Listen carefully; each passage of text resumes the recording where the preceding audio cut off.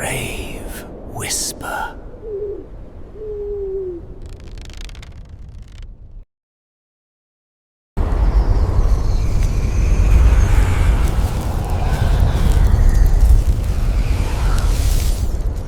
I never thought moving to a tiny town in rural America would change the way I saw the world. Hollow Creek was the kind of place you'd pass on the highway without even noticing. Small wooden houses, overgrown fields, and an air of quiet that felt almost too quiet. I was a city man, used to noise, traffic, and the buzz of life, but I needed a fresh start, a way to disappear from everything I'd left behind. The house I rented was old, built in the 1800s, with peeling white paint and a creaking porch that moaned under every step. The locals were friendly enough, but reserved, and I quickly noticed they didn't talk much about the town's history. The older men would glance at the woods when they spoke, their eyes narrowing as if they were guarding a secret.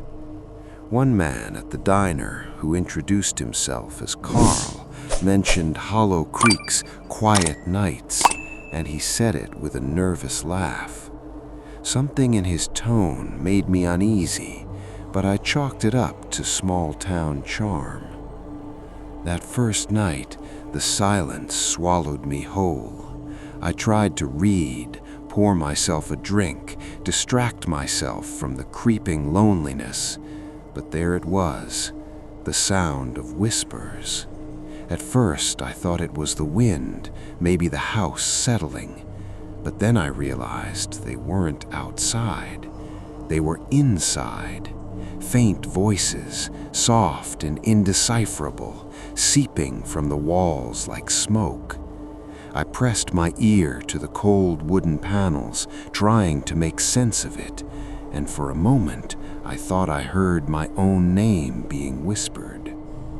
Sleep didn't come easy. Every time I drifted, a shadow would flicker across the corners of the room. At first, I blamed fatigue, stress, and my imagination, but the shadows moved against the rules of light. They didn't belong to anything in the room. When morning came, I found strange markings outside the back door, scratches on the wooden porch in patterns I couldn't recognize. No footprints, no signs of anyone entering, just those strange carvings etched into the wood. Curiosity got the better of me. I walked into the surrounding woods, following a narrow dirt path the locals called Old Miller's Trail. The forest was dense, the air thick with moss and decay. The deeper I went, the heavier the feeling of being watched became. Birds refused to sing, and the wind seemed to die in my ears. Then I saw it, a small clearing with a shallow pit in the center. Inside were remnants of candles, burned down to nubs, and strange symbols carved into the earth. I felt a cold shiver run down my spine, and realized this wasn't random. Someone, or something, was performing rituals here. I stumbled back to the town as dusk fell, my heart hammering. The streets were empty, houses dark, and the whispering seemed louder now, carried on the wind from the direction of the forest.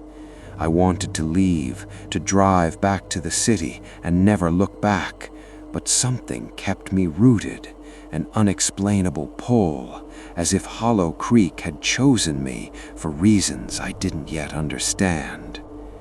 That night, the whispers returned, louder and clearer, my name repeated over and over in a chorus of voices that didn't belong to anyone alive. I grabbed my flashlight, convinced someone had broken in, only to find the house empty. But then I noticed scratches on the inside walls, mirroring the patterns on the porch. I tried to ignore it, tried to sleep, but the shadows in the corners of the room were growing, stretching and twisting, and I understood one terrifying truth. Whatever was in Hollow Creek, it wasn't going to let me leave easily. The town, the woods, even the old house, they were alive in ways I couldn't comprehend. And I had just arrived. I thought I'd get some answers by talking to the locals. Maybe the whispers, the scratches, the pit in the woods. They were just old town folklore, right? But the more I asked, the more I realized Hollow Creek thrived on silence. People didn't want to talk. They'd smile, nod, and change the subject. I could see it in their eyes, a warning I wasn't supposed to ignore. The diner, a cramped building with cracked linoleum floors and yellowed booths, became my main source of information. Carl was the only one willing to answer questions, though even he tread carefully. You don't want to dig into Hollow Creek's past, he warned, sliding a cup of bitter coffee across the counter. Some things are better left alone. I pressed him anyway. I had to know. He sighed, shoulders slumping, as if the weight of the town's history rested solely on him. Hollow Creek wasn't always this quiet. There was a time, decades ago, when people just disappeared. Mostly children, farmers too sometimes. Every so often it would happen, like clockwork.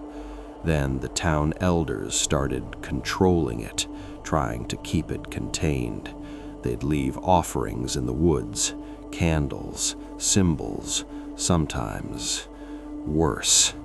He trailed off, staring out the window, as if the shadows lurking behind it might hear him. I didn't fully understand, but a chill crawled up my spine. Worse? Worse than candles and carvings?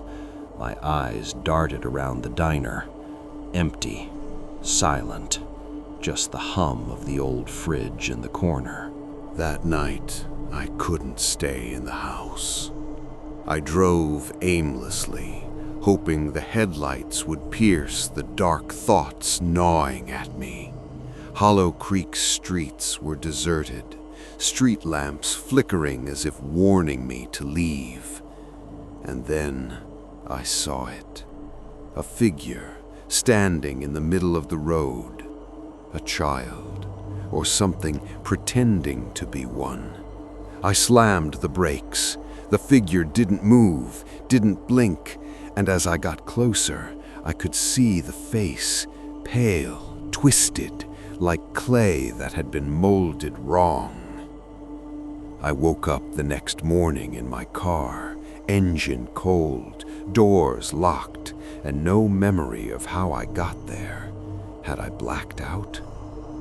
I scoured the area around the car, and that's when I noticed the small trinkets embedded into the roadside dirt. Tiny dolls, charred wood, and what looked like animal bones arranged in patterns eerily similar to the pit I'd seen in the forest. Back in the house, the whispers had grown louder. I could no longer ignore them. They weren't just voices, they were conversations, fragmented sentences I couldn't fully understand, but phrases like, "He's here," "Don't let him leave," and "The town will take him," floated clearly. My hands shook as I traced the scratches on the walls, realizing they formed symbols that matched the patterns in the woods. Someone or something was marking me, claiming me. That night, the shadow moved closer. I was sure of it now. Not a trick of the light, not fatigue. It slithered along the edges of my vision, pooling in the corners, stretching across floors and walls. I grabbed a baseball bat, pacing the creaking boards, each step echoing. The whispers shifted, now whispering directly into my ears, words I could barely process. Join us, stay, never leave. I decided to confront the forest again. If the town wouldn't tell me the truth, maybe the woods would. Old Miller's trail stretched like a black ribbon into the heart of the forest. Candle stubs and symbols led me deeper than before. Then I saw movement, figures standing just beyond the trees, cloaked, faceless, watching. I froze. One stepped forward, and I could feel the ground vibrate with their presence. And then the whispering stopped. But it was worse than before. The silence was expectant, waiting. I realized then that Hollow Creek wasn't haunted by ghosts. It was alive, and it had been waiting for me.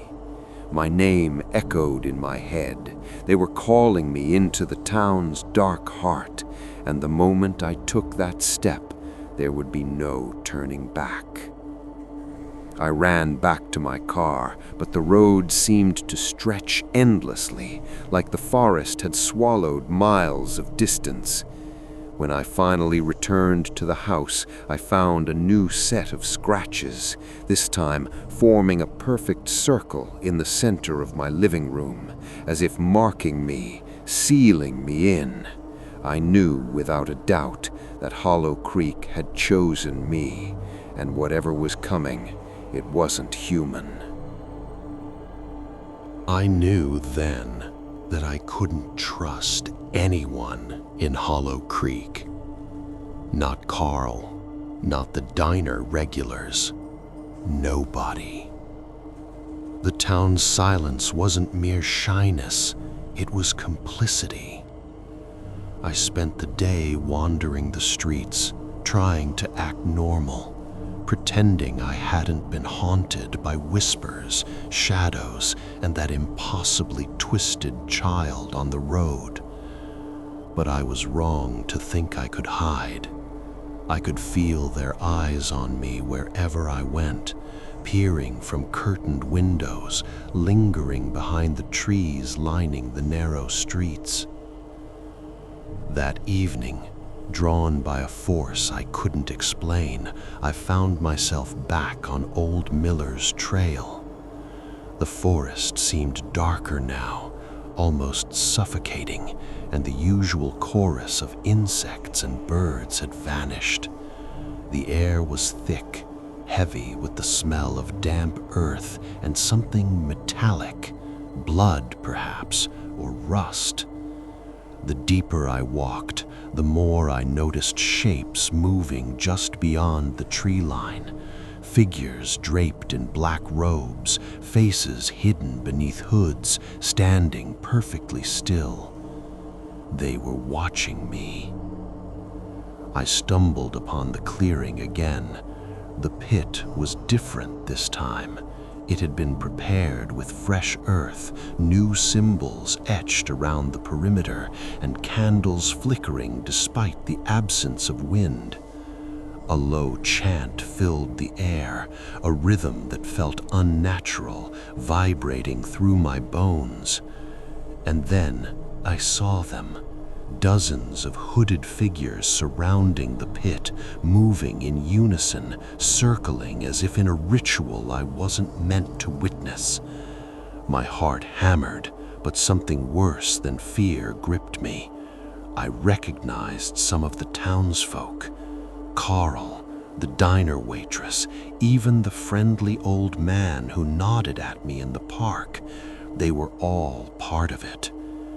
I ducked behind a tree, trying to stay unseen, but the whispers returned, now louder and more urgent, blending with the chanting. He's here, he belongs, he will join us. I realized they weren't just calling my name, they were summoning me to the center of that clearing, to the pit itself. I had to move. but my legs felt like lead. My mind raced. If I ran, would they chase me, or would the forest itself rise against me? And then I saw it. A small figure stepping out of the circle, pale and wrong, the same twisted child from the road. But here, it wasn't a child, it was the centerpiece of their ritual. The hooded figures knelt, and the figure began to glow faintly, a sickly, unnatural light that pulsed with the rhythm of the chant. My stomach turned. I couldn't watch anymore. I turned and ran, branches slapping my face, roots tripping me. I reached the edge of the forest and looked back. The glow from the clearing was still there, visible through the thick trunks, and I thought I saw the figures moving toward the edge, their forms stretching, unnatural, like shadows given flesh. My car had disappeared. I swear I saw it there moments ago, but it was gone, replaced by an empty stretch of dirt road. Panic clawed at me as I realized I was trapped. Hollow Creek wasn't just a town, it was a cage. When I returned to the house, it was worse. The scratches on the walls had multiplied, covering every surface. Symbols, circles, lines, some so intricate I couldn't even comprehend them. And the whispering, it had evolved. It was no longer words, but memories, images, and feelings being forced into my mind. I saw the missing children, the farmers, the families that had vanished over the decades. I felt their terror, their despair, and their hopelessness. And I knew they weren't gone, not entirely. They were part of whatever darkness had rooted itself in Hollow Creek, and now, somehow, I was part of it too. Sleep became impossible.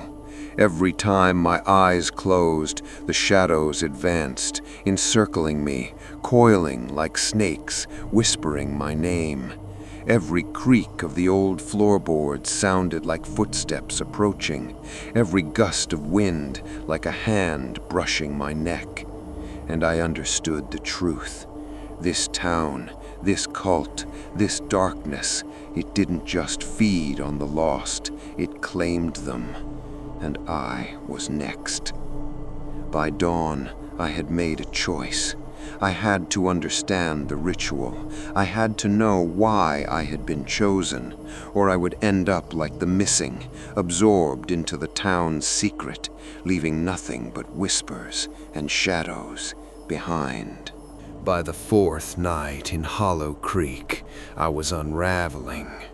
Sleep had abandoned me entirely, replaced with visions and whispers that clawed at my sanity. I knew I couldn't survive much longer in isolation, so I decided to confront someone, anyone who might have the courage to speak the truth. That led me to Old Man Whitaker, the town's oldest resident, living in a ramshackle cabin at the edge of the forest.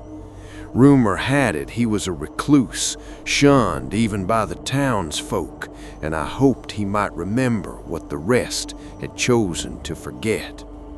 The cabin looked abandoned, but as I knocked, the door creaked open to reveal a frail man, hunched over, eyes clouded but sharp, and skin like dried parchment. He studied me in silence for what felt like an eternity, then finally said, "I've been expecting you." His voice was weak but urgent, shaken with age and fear. Inside, the cabin was cluttered with old books, jars filled with strange herbs, and faded photographs of Hollow Creek as it had been a century ago. The walls were marked with warnings and cryptic symbols, some resembling the carvings I had seen in the forest. "Sit," he rasped. You've been chosen, and you don't understand what that means yet, but you will." I pressed him for answers. He sighed, rubbing his temple. "Hollow Creek, it's a town built on a bargain. The elders long ago discovered a presence in the woods, something ancient, dark, and hungry. At first, it took only those who trespassed or disobeyed, but eventually the town realized it could control it. Offerings, rituals, sacrifices. They keep the darkness satisfied and the town safe." I felt my stomach twist. "Sacrifices? People?" "Yes," he whispered. "Children, mostly. Sometimes adults. The ones you saw missing, they were never gone. They became part of it. The shadows, the whispers, the hunger. It's them, or at least pieces of them. And now it has chosen you. You cannot ignore it." The words made my blood run cold. Chills crawled over me as I realized the rituals in the forest were not for anyone else. They were for me. They had been waiting for my arrival, drawing me in, marking me, preparing me for something I couldn't yet comprehend. Whitaker reached for a small wooden box, shaking as he opened it. Inside were remnants of ritual tools, tiny carved figurines, black candles, and an amulet. "This belonged to my brother," he said. He tried to resist. He ran into the woods, thinking he could fight it. He never returned. "This amulet, it might protect you, but only for a time. The town, the darkness, it doesn't let go easily." I left his cabin with the amulet around my neck, a small comfort against the overwhelming dread that had followed me since my arrival. But even as I walked back through the woods, I could feel the shadows crawling, the whispers coiling around my mind like smoke. They were angry now, aware I had sought knowledge, and the urgency in their voices was maddening. "He knows. He cannot hide. He must join us." Back in my house, I tried to create some semblance of safety. I drew circles of salt, placed protective symbols on the doors and windows, anything I could think of to slow them down. But Hollow Creek wasn't a house. It wasn't just a forest. It was alive, and it could seep through the cracks, the floorboards, even the air. By midnight, I realized the amulet wasn't keeping them away. It was only buying me a few moments of delay. And then the shadows began to move with intent. I saw figures, no longer confined to the corners, stepping into the room, forming shapes that were almost human but wrong. They whispered my name in unison, and I realized the ritual in the forest had already begun without me. They were calling me to complete it, to join the darkness willingly, or be dragged into it. I understood then that there was no escape, no road, no car, no clever trick. Hollow Creek had woven itself into my life, my mind, and my body. The town, the shadows, the rituals, they were all one entity, and it was patient. But I was not ready, not yet. I had to fight. I had to uncover every secret, every hidden truth about Hollow Creek, or I would be consumed, my voice added to the chorus of whispers that haunted the town for decades. As dawn approached, I made a decision. I would return to the clearing, confront the cult, and face whatever ancient darkness had chosen me. I didn't know if I'd survive, but if I didn't, the town would claim another soul, and Hollow Creek would remain quiet, as if nothing had happened at all. I didn't sleep that night. I couldn't. The whispers had grown unbearable, merging into a cacophony of voices that clawed at my mind, rattling me from within. I spent the hours before dawn pacing my small house, clutching Whitaker's amulet like a lifeline. I knew I couldn't avoid it any longer. Hollow Creek had called me, and now I had to answer. If not, I would be dragged into the darkness anyway. By the first light of dawn, I set out for the clearing, the forest unusually still. No birds, no wind, just a suffocating silence that pressed against my chest. Every step felt heavier than the last, my senses screaming warnings I couldn't ignore. I kept my eyes on the shadows moving between the trees. Sometimes I thought I saw them shift into humanoid shapes, sometimes into grotesque, impossible forms. When I reached the clearing, my heart nearly stopped. The cult was waiting. The hooded figures stood in a perfect circle around the pit, chanting, their voices low and rhythmic.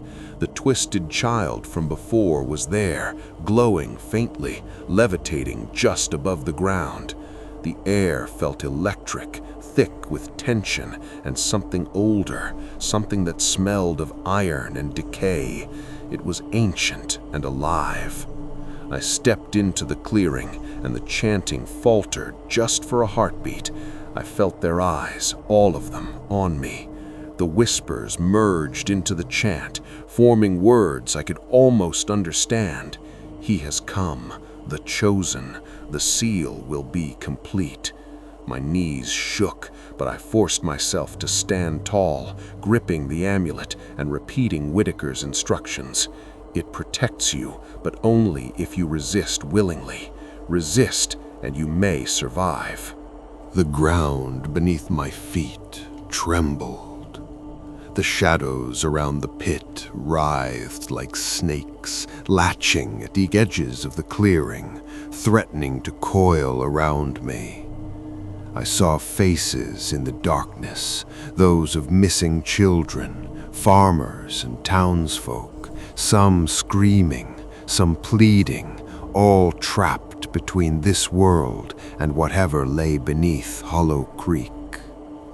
The cult leader stepped forward, removing his hood. An elderly man, pale and thin, his eyes black pits of void, fixed me with a stare that seemed to reach into my soul. "You've been chosen," he intoned. "Do not resist. Join us or be consumed." I shook my head. No, I won't be part of this. I won't let Hollow Creek take me. The chanting surged louder, the shadows twisting violently. The glowing child levitated higher, screaming a silent scream, and then the ground beneath the pit cracked, emitting a black smoke that smelled of burnt flesh and iron. The cult leader raised his arms, but the amulet around my chest began to burn against my chest, glowing fiercely. The shadows recoiled. For the first time, I realized Whitaker's words were true. It wasn't protection from the town or the cult. It was protection from the darkness itself. I took a deep breath and stepped closer to the pit, holding the amulet out like a shield. The shadows lashed at me, trying to pierce my mind, clawing at my body, but I resisted. Every whispered plea, every hallucination, every memory forced into my head, I pushed back. I felt something inside me awaken, a strength I didn't know I had. The darkness screamed in rage, and I could hear the cult members chanting faster, desperation in their voices.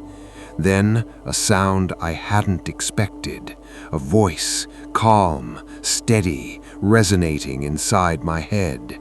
Whitaker's voice. The darkness feeds on fear.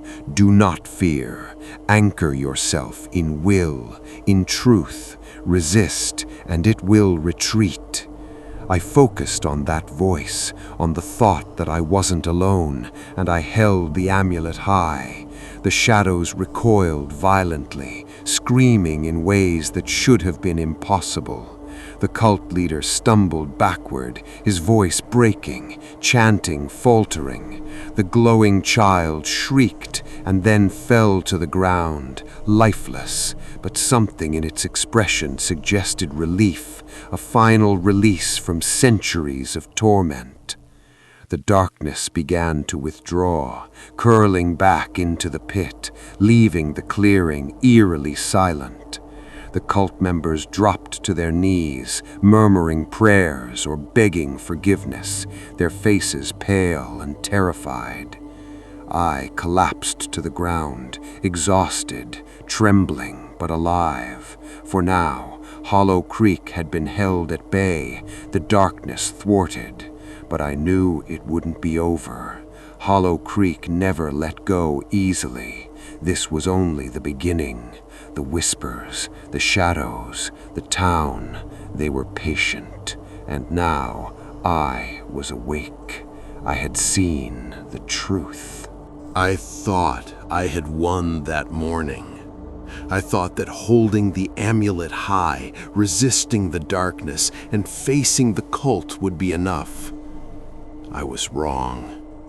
Hollow Creek doesn't forgive. Hollow Creek doesn't forget. It waits, patient, endless, and hungry.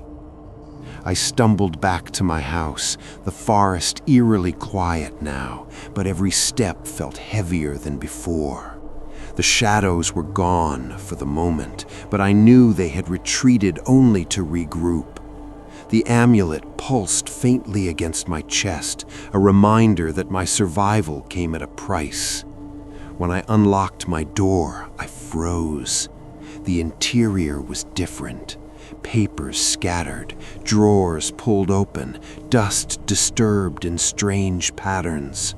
I wasn't alone. A note lay on the floor, written in a scrawled, childlike hand. We are always here. I dropped to my knees, gripping the amulet. My stomach churned, fear gnawing at my mind. Somehow, the darkness knew I had survived. Somehow, Hollow Creek had marked me further. The next few days were a blur. I tried to leave the town, tried to drive, tried to escape through the forest, but every road looped back. Every turn led me to the center of town, as if the land itself had twisted into a prison.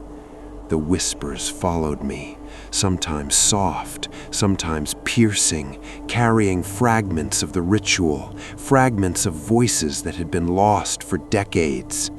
I began to see movement in the shadows everywhere, sometimes in my house, sometimes at the diner, sometimes behind the curtains of windows I passed.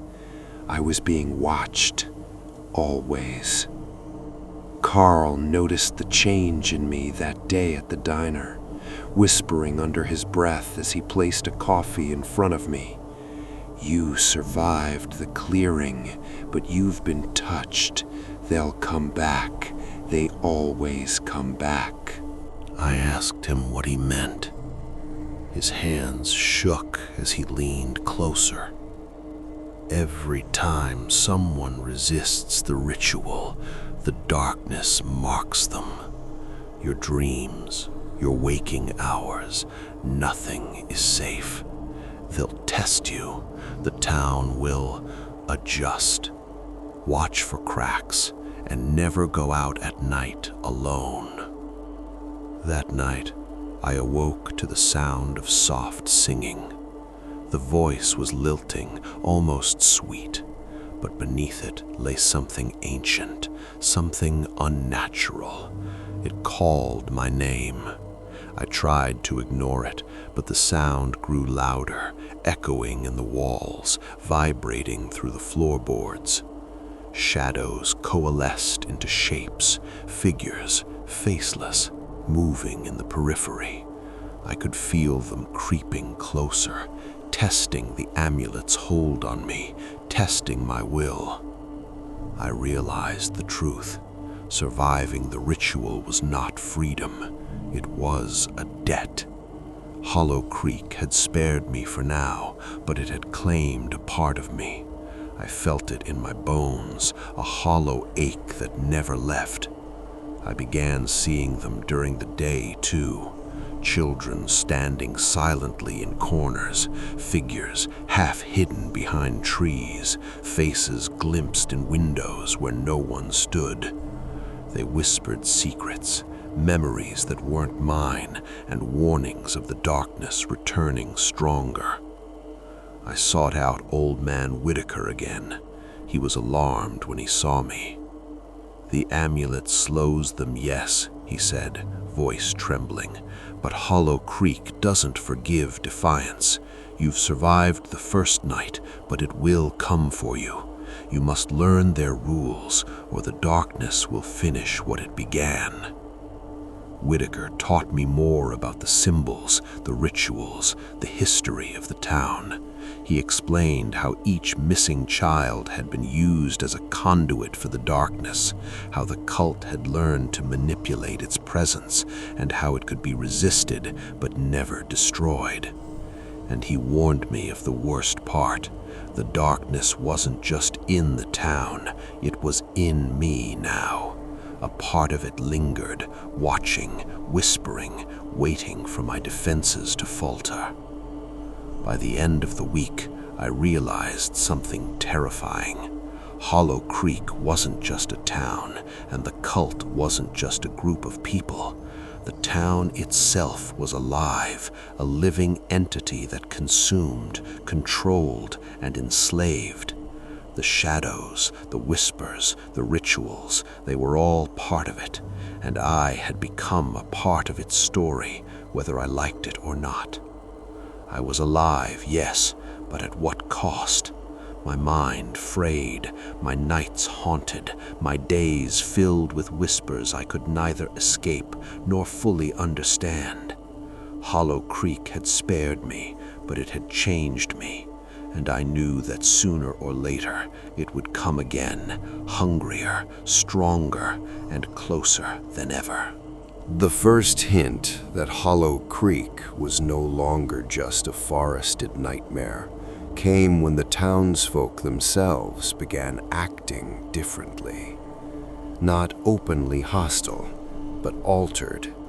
Smiles that lingered too long, eyes that followed me in unnatural ways, words that twisted in meaning the moment they left someone's lips. Even Carl, who had warned me, avoided me now. It wasn't fear, it was something else, something the town had imposed. I noticed it first at the diner. A waitress dropped a plate, and instead of anger, her eyes rolled back briefly. Then she whispered my name before quickly pretending nothing had happened. The pattern repeated everywhere. Neighbors glancing at me from behind curtains, children standing still in the middle of streets, adults muttering under their breath. Hollow Creek was reshaping itself, preparing me for something I couldn't yet understand. That night, the whispers became more insistent, weaving into my dreams. I found myself walking through familiar streets that twisted into impossible angles. Houses grew taller, shadows stretched infinitely, and the forest seemed to seep into the town itself. Faces of missing children stared at me from windows, walls, and corners. Some screamed silently, some whispered secrets of the town, and all urged me toward the center, the ritual clearing. The amulet, still glowing faintly against my chest, pulsed with each vision. It wasn't enough to stop the hallucinations. It only reminded me that resistance was possible, even if fleeting. I began to understand a cruel truth. Hollow Creek didn't just want my submission. It wanted to consume my mind slowly, eroding my will while drawing energy from fear, confusion, and hopelessness. I attempted to leave again, desperate to escape. The road, once familiar, now curved impossibly, looping back to the center of town as if the earth itself had rearranged to trap me. Panic surged.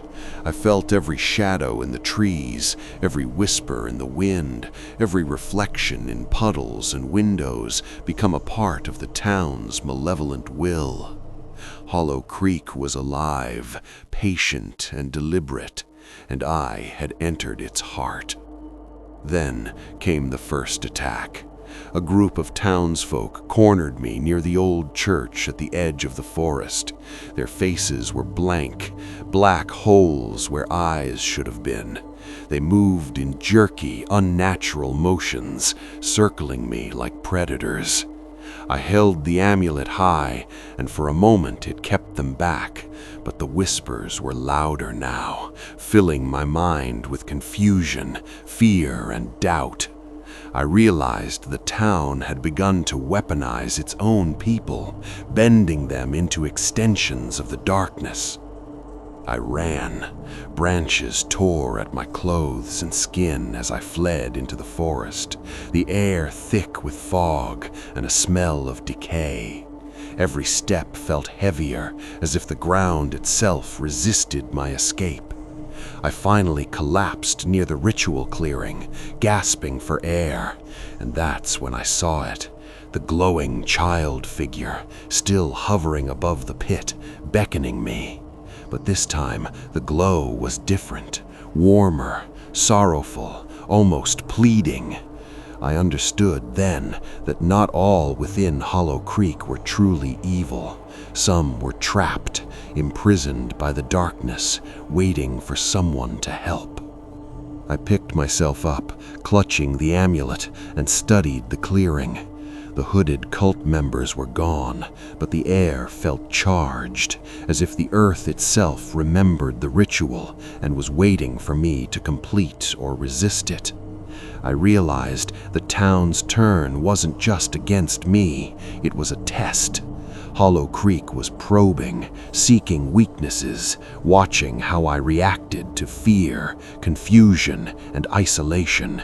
The darkness didn't just demand compliance, it demanded my mind, body, and soul. I retreated to the edges of the forest, heart pounding, and I made a promise to myself.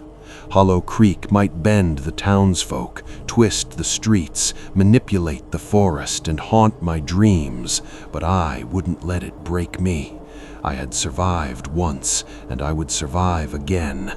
I had to learn its rules, study its weaknesses, and find a way to outwit a town that was alive, patient, and endless. As I finally rested for a few moments, I realized something worse than the whispers, shadows, or the cult. Hollow Creek wasn't just watching me anymore. It was inside me. Every thought, every fleeting fear, every instinct I had to fight for survival, Hollow Creek knew.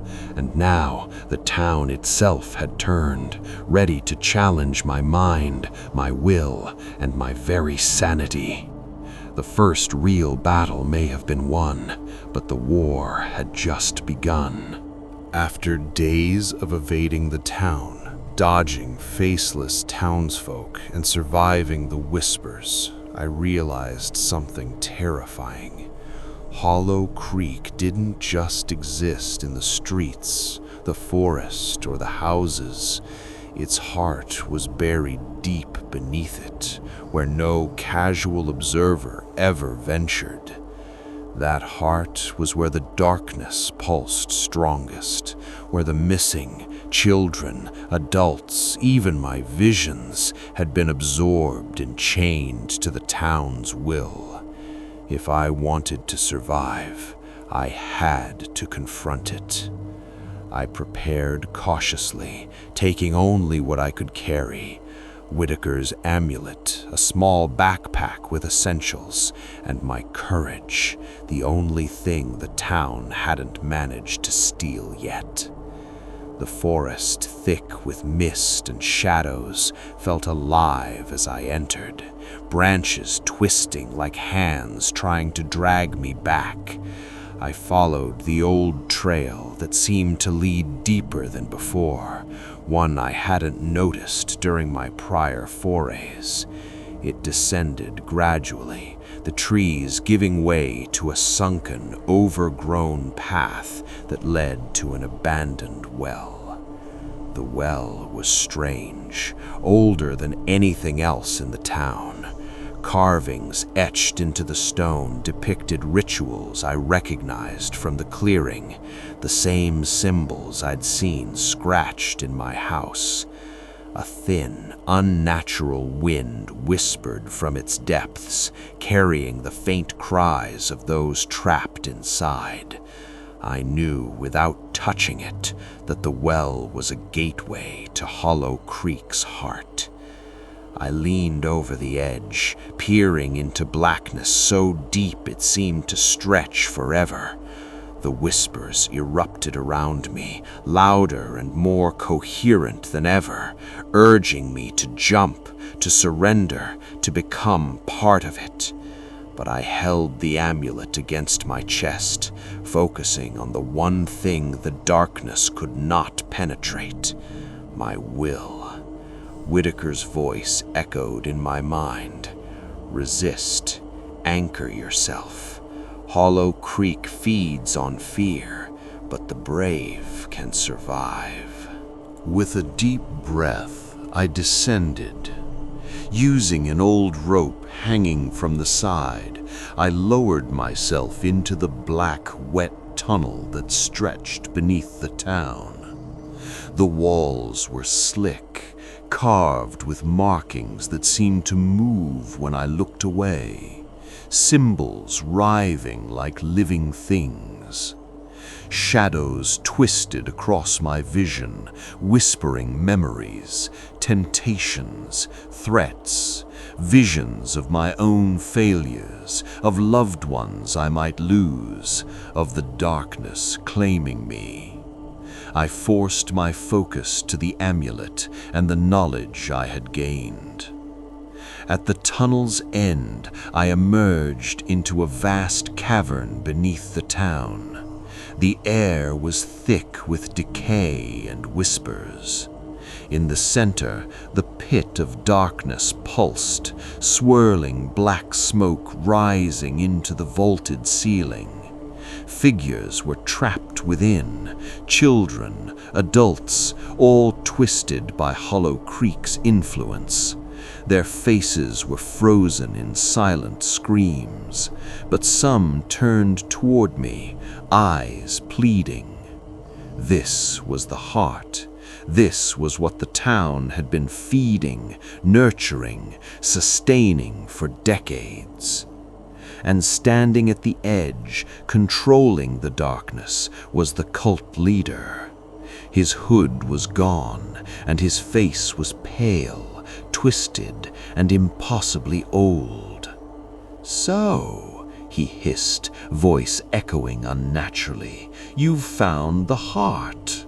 The heart chooses who will control, who will serve, and who will fall. Will you join us, or will you become one with the darkness?" I tightened my grip on the amulet. I will not serve.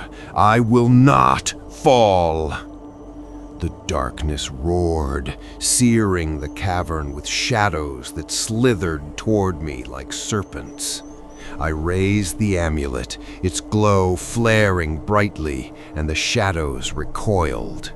The trapped souls whispered to me now, guiding me, showing me the patterns in the carvings, the weak points of the darkness. The cult leader screamed in rage, his voice cracking as I realized I could push back, not just survive, but disrupt Hollow Creek itself. I moved carefully, touching symbols with the amulet's glow, breaking their influence over the trapped.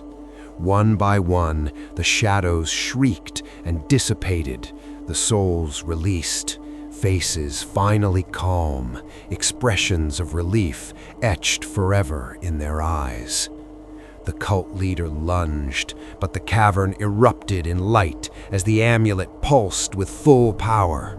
Hollow Creek's heart writhed violently, shrieking, twisting, but I held firm. When the smoke cleared, the cavern was quiet.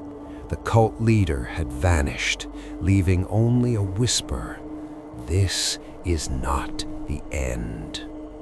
The trapped souls were gone, the pit inert, and for the first time I felt Hollow Creek's presence diminish, weakened, though not destroyed.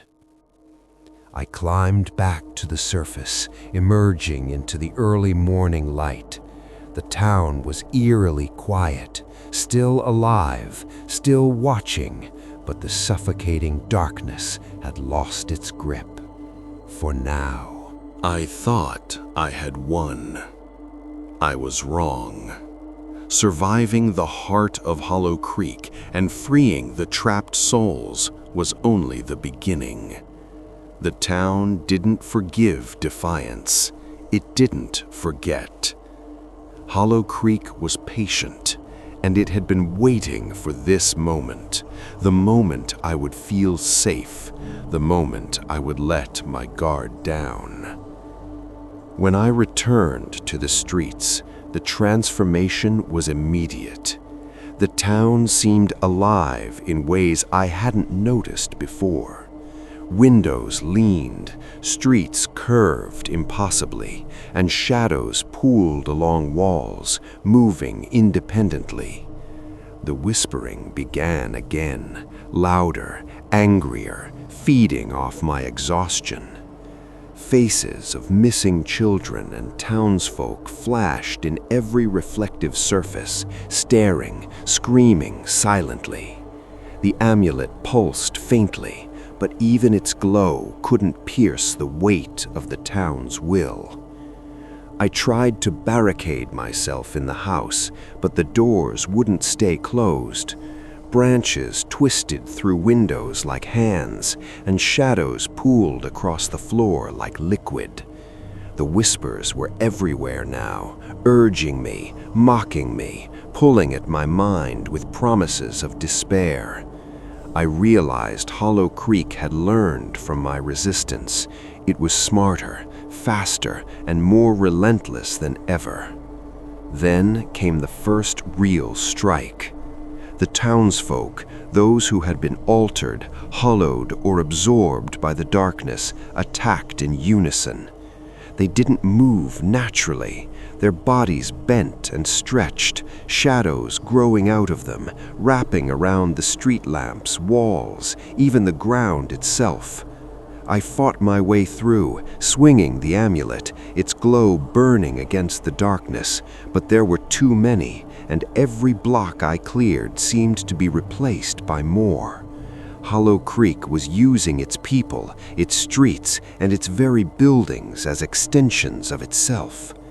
I realized the town itself was alive, a sentient predator. Houses groaned, shutters slammed, and the roads writhed like serpents, trying to trap me in endless loops. Even the trees leaned in, their branches like claws, leaves whispering threats in intelligible voices. I ran toward the forest, toward the clearing, hoping the rituals I had disrupted might still hold some power against the town itself. The clearing was no longer safe. Shadows twisted above the pit, forming grotesque shapes that resembled the cult leader, the children, and even my own face, all screaming silently, all trying to drag me in. The glowing amulet burned hotter, almost unbearably so, but I held it high, forcing the darkness to recoil, even if just a fraction. The whispers formed words now. Join us. You cannot resist. The town will claim you. I understood then that Hollow Creek didn't just want compliance. It wanted total surrender, mind, body, and soul.